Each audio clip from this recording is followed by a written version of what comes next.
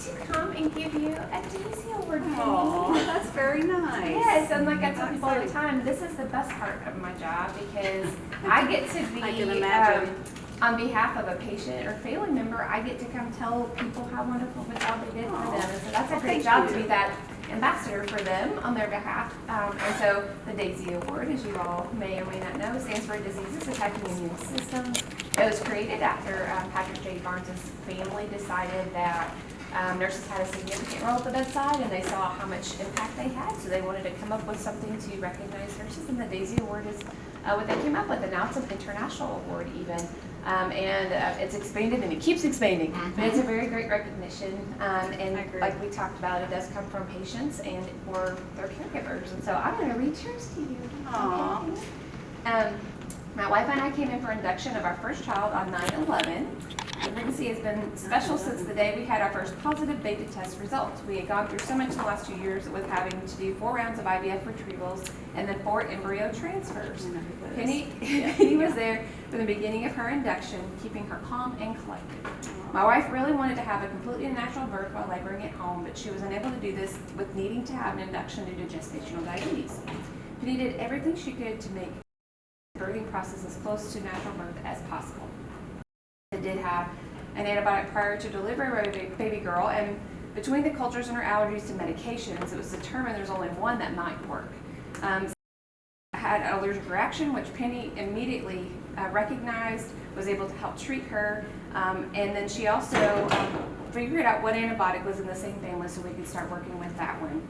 It was determined that the antibiotic she had a year ago was prior to surgery would work, and that's what we did. It was the cousin to the one that was listed as an allergy, but she didn't have a reaction to that. Yeah, she started to experience back and hip pain that was really bothering her, and the OB floor had recently gotten some new monitoring devices, and so Penny worked through that to figure out if that was going to work or not, but then also explained internal monitoring very, very well, and showed us the devices and put us at ease about that. Currently, there's a national shortage on pain medications, and there it is, that are suitable for labor and delivery. When she started to get very uncomfortable, she searched and searched the hospital. Penny had been informed there was only a few doses of pain medicine that was suitable for our situation. She gave my wife half the dose, and then later she began searching throughout the entire facility again, along with the aid of Todd McClung in the pharmacy department. 4 additional vials of that medication was located and was suitable for our situation.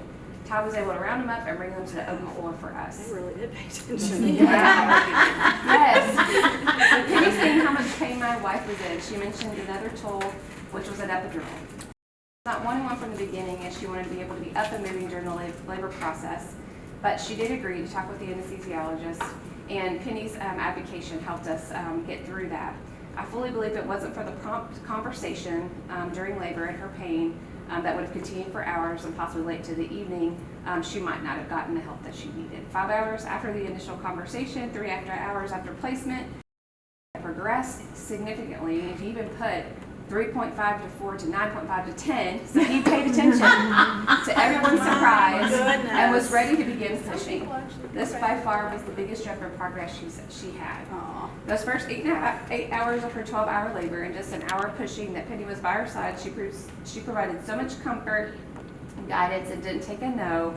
So that's all of it for an answer. She went by far above and beyond and called the call to provide comfort and support to both of us. Oh, that is so sweet. Congratulations. They're a wonderful